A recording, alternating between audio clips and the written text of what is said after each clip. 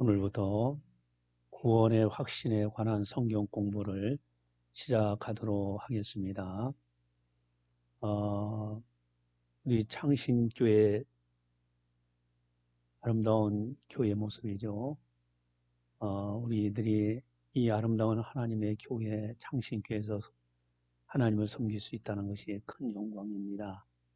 우리 함께 열심히 성경 공부하고 말씀대로 살고 그리고 저 아름다운 천국에서 함께 만나기를 간절히 바랍니다. 먼저 해야 될 것은 구원의 확신 성경 공부. 이것을 가지고 이제 몇 과를 같이 공부하면서 하나하나 살펴보도록 하겠습니다. 첫 번째 계단, 콜링이죠. 부르심.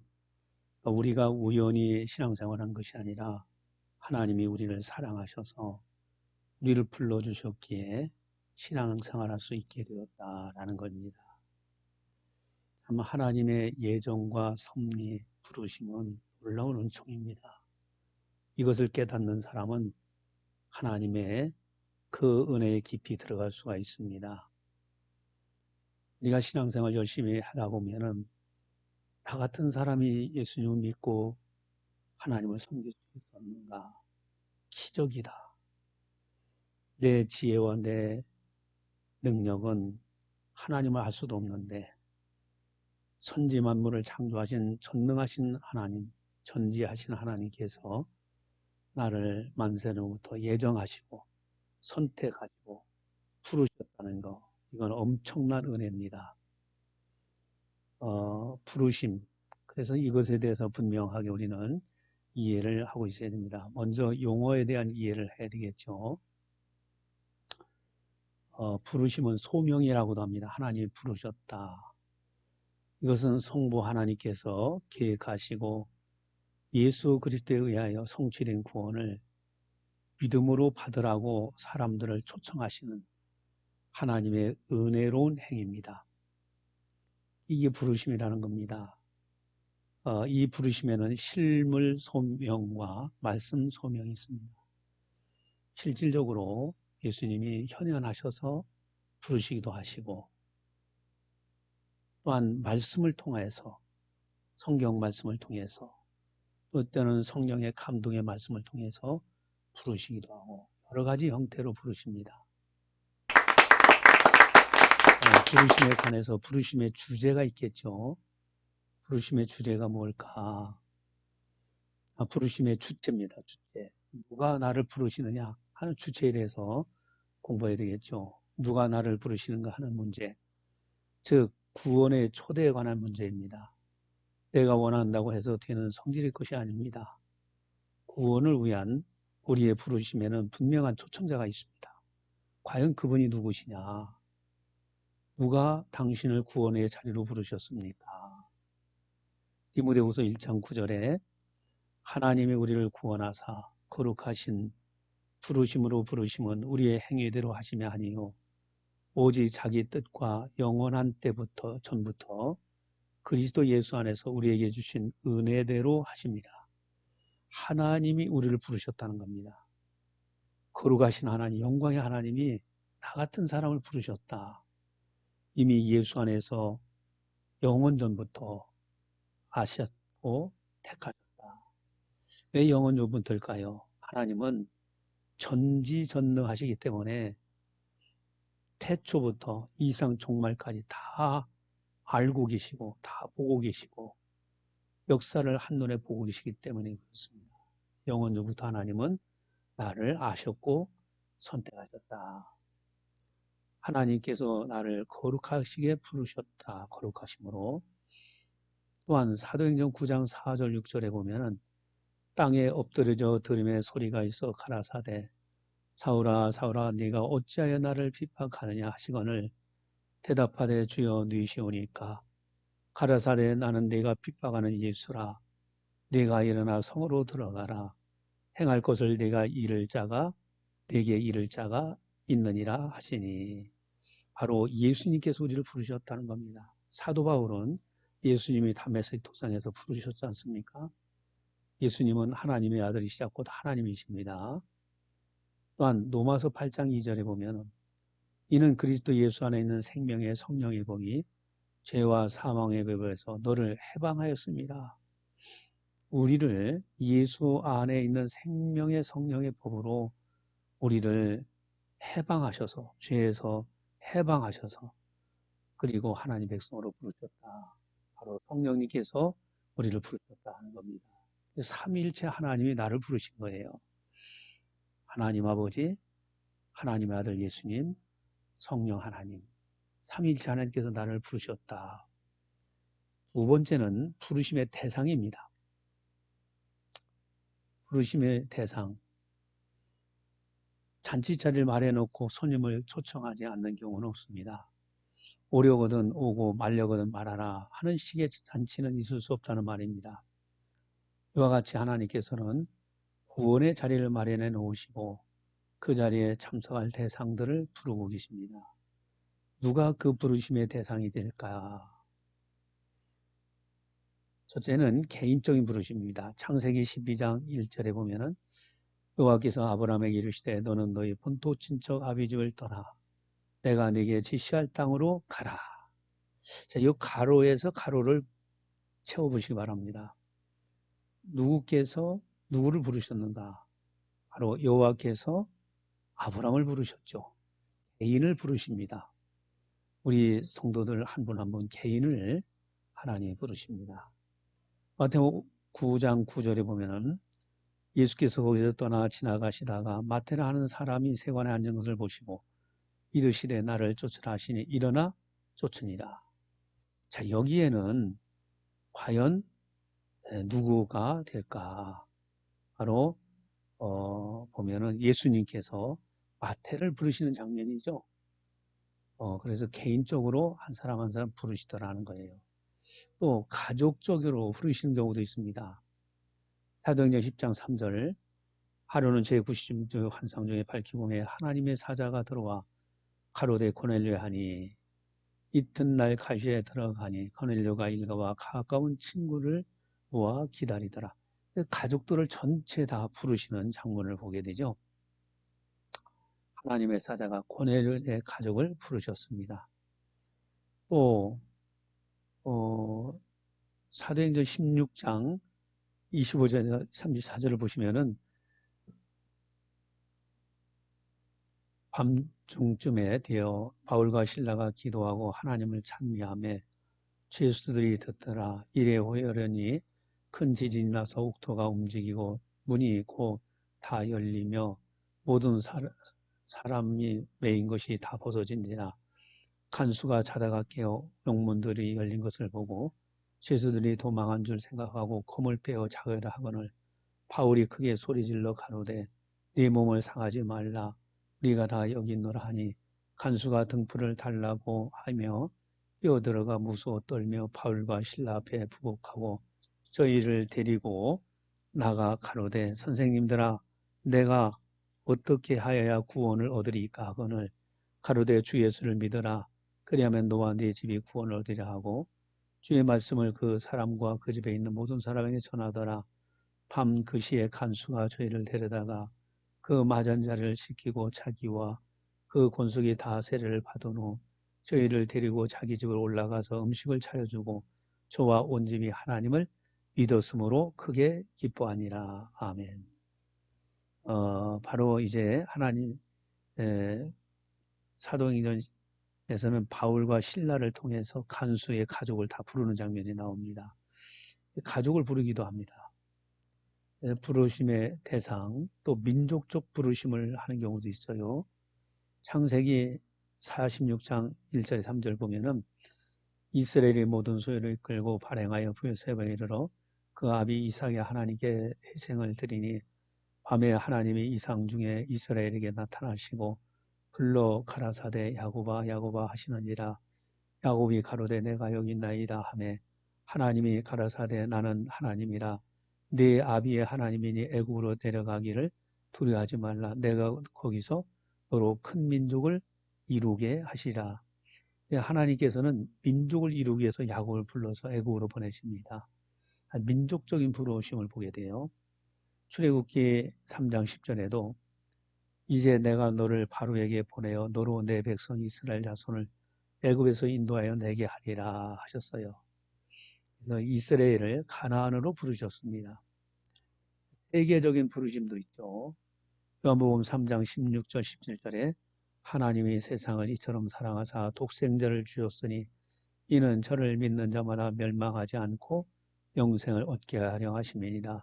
하나님이 그 아들을 세상에 보내신 것은 세상을 심판하려 하심이 아니요 저로 말미암아 세상이 구원을 받게 하려 하십니다. 아멘. 그래서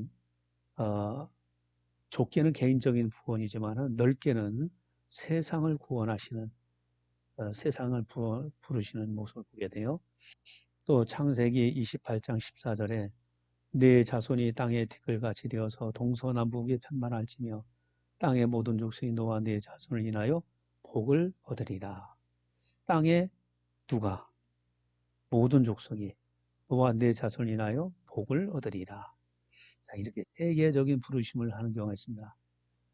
당신과 당신의 가정 어떤 경로를 통해 하나님의 자녀로 부르심을 받았습니까?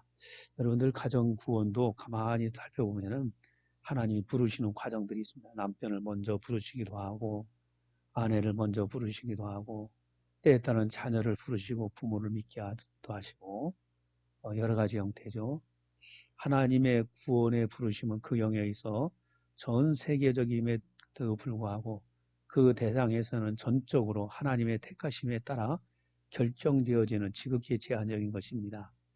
로마서 9장 11절 그 자식들이 아직 나지도 아니하고 무슨 선이나 악을 행하지 아니한 때에 택하심을 따라 되는 하나님의 뜻이 행위로 말미암지 않고 오직 부르시는 이에게로 말미암아 서게 하려 하심이라. 아멘.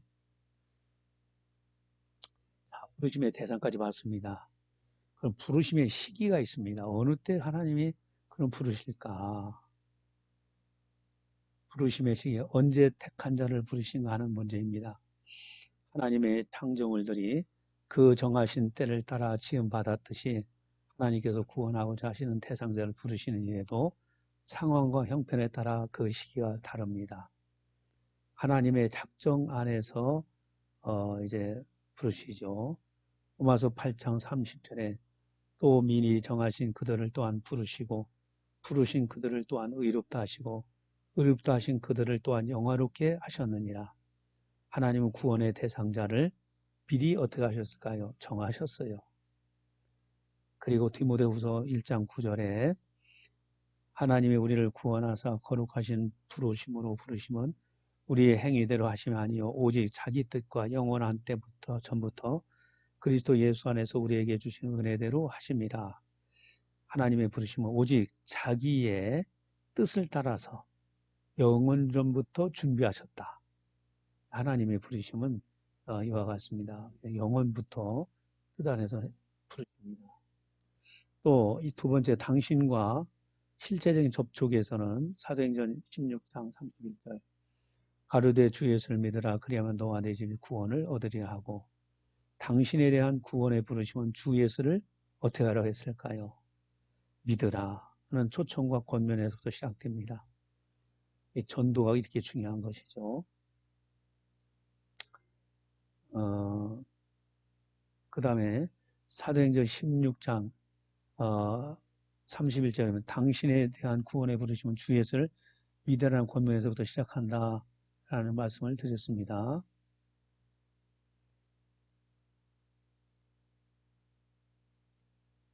예, 그리고 사도행전 16장 14절에 두아디아의 성에 자주장사에서 하나님을 공경하는 루디아라 하는 여자가 들었는데 주께서 그 마음을 열어 바울의 말을 청중하게 했습니다. 예, 바울이 여러 사람한테 전했는데 그 루디아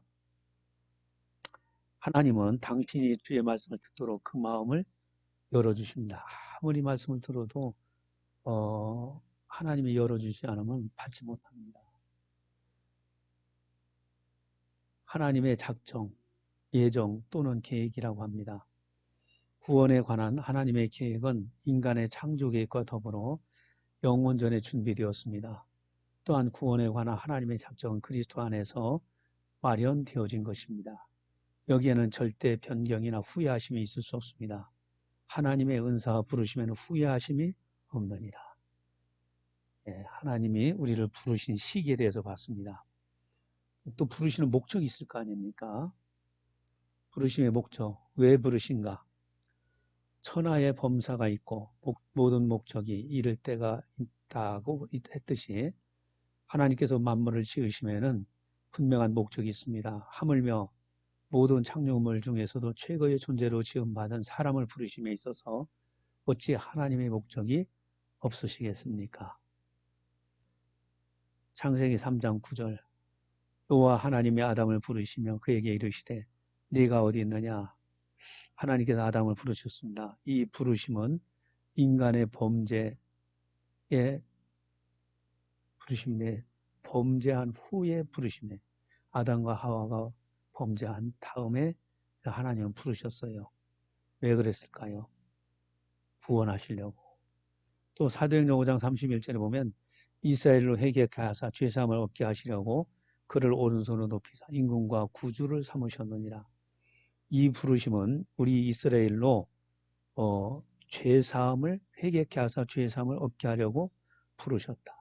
하나님의 부르심의 목적은 우리를 죄 용서해 주시려고 하는 겁니다. 사도행전 16장 18절에 그 눈을 뜨게 하여 어둠에서 빛으로 사단의 권세에서 하나님께로 돌아가게 하고 죄사함과 나를 믿어 거룩하게 된 무리 가운데에서 기업을 얻게 하리라 하더니라. 이 부르시면 사탄의 권세에서 하나님께로 돌아오게 하는 거룩한 부르심. 그러니까 죄 용서하게 하려고 하는 목적, 사탄의 권세에서 하나님께 돌아오게 하려고 하는 목적. 갈라디아 5장 13절 형제들아 너희가 자유를 위하여 부르심을 입었으나 그러나 그 자유로 육체의 기회를 삼지 말고 오직 사랑으로 서로 종노릇하라. 이 부르심은 죄의 속박에서 자유를 주시기 위한 부르심입니다. 자유. 우리는 절대 이 자유를 잃어버리면 안 됩니다. 자유 대한민국 이거는 우리가 굳게 지켜야 됩니다. 또 요한일서 5장 12절 아들이 있는 자에게는 생명이 있고 하나님의 아들이 없는 자에게는 생명이 없느니라. 이 부르심은 영적으로 죽은 우리에게 무엇을 주시기 위해서? 생명을 주시기 위해서. 히브리서 9장 15절 이를 인하여 그는 새 언약의 중보니 이는 첫 언약 때에 범한 죄를 속하려고 죽으사 부르심을 입은 자로 하여금 영원한 기업의 약속을 얻게 하려 하심이니라. 이 부르심을 입은 우리에게 영원한 뭐를? 기업의 약속을 주시기 위해서 부르셨다. 천국 가는 거, 천국. 얼마나 하나님의 부르심이 얼마나 감사해요. 데살로니가 후서 2장 14절 이로 하여 우리의 복음으로 너희를 부르사 우리 주 예수 그리스도의 영광을 얻게 하려 하십니다. 이거 놀랍죠. 이것은 오직 구원의 유일한 수단인 방패인 바로 복음을 통해서만 가능한 부르심입니다. 그래서 복음을 알게 하려고, 그게 그리스도의 영광을 얻게 하려고. 부르심의 포괄성, 하나님의 부르심에 있어서 아브라함을 부르시는 일이나 모세를 부르심, 바울을 부르심 등에는 민족적인 차원과 나아가서는 세계적인 차원에서 살펴봐야 합니다. 그럴 때 기독교가 개인 종교적 차원이 아닌 세계에서 유일하고 참된 종교임을 깨달을 수가 있는 것입니다. 지금 이 코로나19로 참 전 세계가 가슴 아프죠. 우리는 전 세계 모든 민족들이, 모든 백성들이 하나님을 알고 하나님께 돌아오고 하나님의 은혜 안에서 이 문제가 해결되기를 기도해야 됩니다. 재창조, 신약성경에서는 그리스도를 믿을 때 새로운 피조물이 된다고 선언합니다. 이것은 아담 안에서 죄인된 우리가 그리스도 안에서 죄의 시침을 받고 의인이 되는 재창조의 옛 창조의 완성입니다. 하나님이 부르셔서 완성을 하시려고 하는 거예요. 잃어버렸던 에덴 동산을 다시 찾는 것, 이것이 신락원인데 다시 찾는 것이 복락원이죠. 이게 천국입니다. 부르심을 받은 자의 결과는 어떨까요? 효과입니다. 부르심의 목적에는 확연한 그 결과 있음을 배경케 합니다. 부르심의 효과는 어떻습니까? 에베소 1장 19절. 그의 힘의 능력으로 역사심을 따라 믿는 우리에게 베푸신 능력의 지극히 크심이 어떠한 것을 너희로 알게 하시기를 구하노라. 부르심의 효과는 지극히 큽니다. 완벽한 부르심이에요. 부르심의 특징은 무엇입니까? 하나님의 은사 부르시면 후회하심이 없느니라. 후회 없습니다. 하나님은 아주 정확하게 우리를 사랑하시고 선택하셔서 부르셨습니다. 또 하나님의 부르심에 나의 열심이나 선행에 어떤 영향을 끼칠 수 있을까? 에베소 2장 9절. 행위에서 난 것이 아니요 이는 누구든지 자랑하지 못하게 합니다. 우리가 똑똑하고 우리가 잘해서 하는 것이 아니라 하나님의 은혜입니다. 자랑하지 못하도록 내가 똑똑해서 했다면 내 자랑할 겁니다. 로마서 9장 11절. 그 자식들이 아직 나지도 아니하고 무슨 선이나 악을 행하지 아니한 때에 택하심을 따라 뒤는 하나님의 뜻이 행위로 말미암지 않고 오직 부르신 이기로 말미암아 서게 하려 하십니다. 행위로 말지 않는다. 하나님의 전적인 은혜로 부르셨다는 거죠. 그러므로 우리의 시선은 오직 하나님께만 고정되어야 합니다. 에베소 2장 4절 5절에 보면은 긍휼에 풍성하신 하나님 우리를 사랑하신 그 큰 사랑을 인하여 허물로 죽은 우리를 그리스도와 함께 살리셨고 너희가 은혜로 구원을 얻은 것이다 라는 말씀입니다.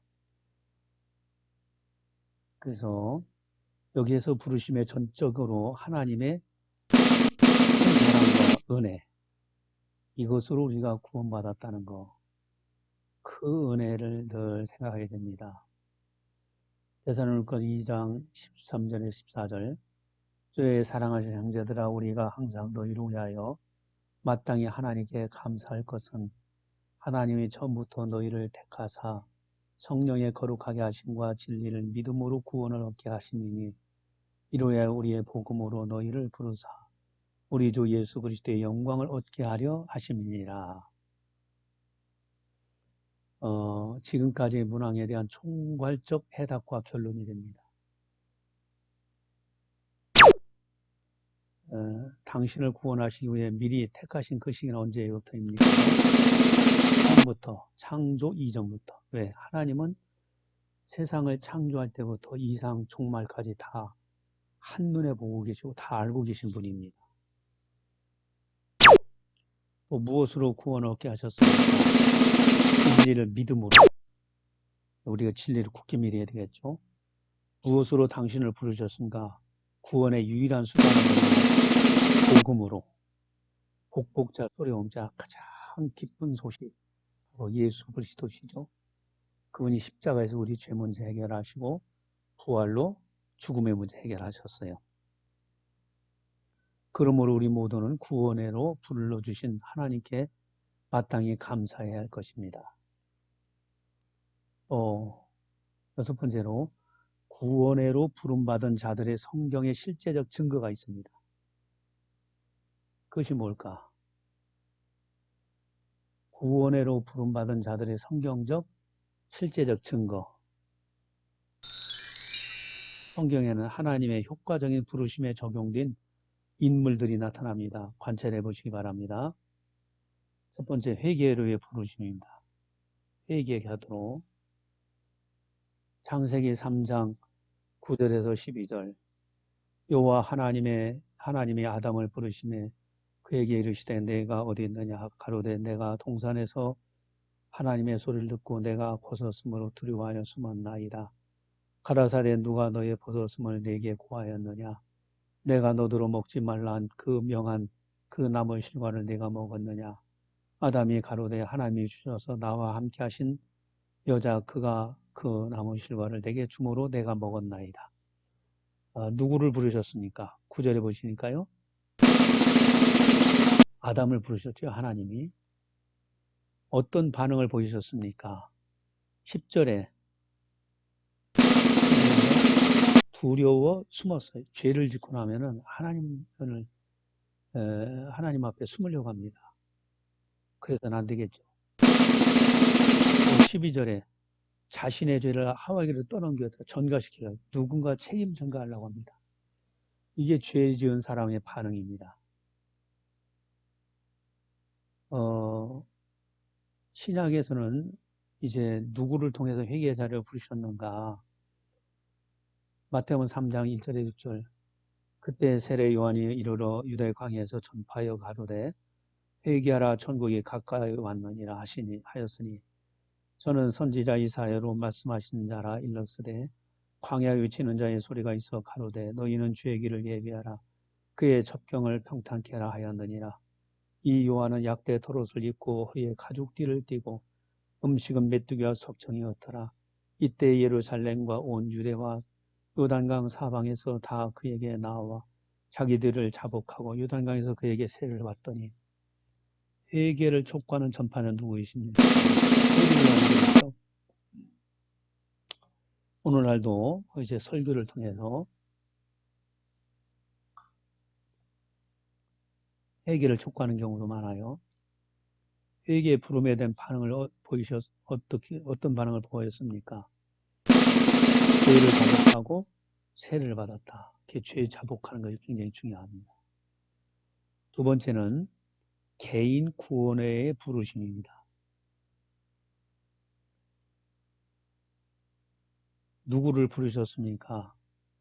사도행전 9장 4절 땅에 엎드려져 들음에 소리서 가라사대 사울아 사울아 내가 어찌하여 나를 핍박하느냐 하시거늘.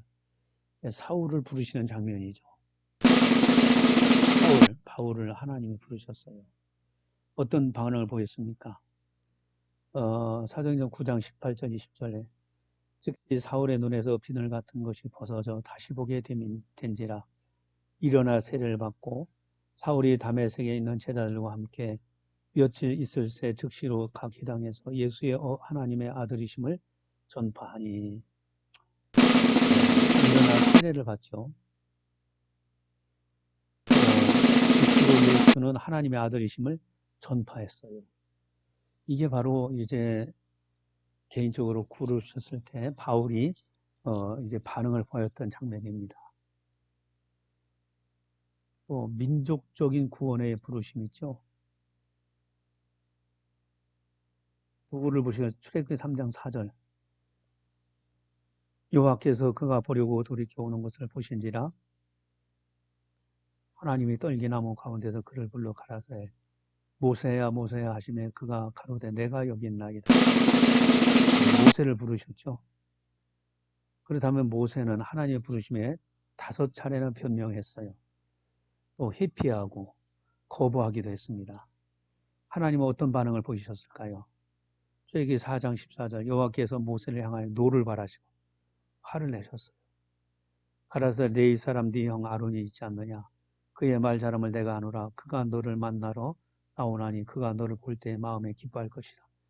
그러니까 하나님은 말 못한다고 거절하는 모세를 위해서 형 아론, 말을 잘하는 형 아론을 준비해서 만나게 하시고 부르시는 걸 보죠. 거절하면 하나님은 노를 바라십니다. 부르심에 따른 결과는 무엇입니까? 출애굽기 4장 20절 모세가 그 아내와 아들 아기에 태우고 애굽으로 돌아가는데 하나님의 지팡이를 손에 잡았더라. 하나님께서 이스라엘 민족의 구원을 위해 모세에게 주신 것이 있으니 그것이 뭘까? 바로 하나님의 지팡이, 능력을 행하라는 지팡이.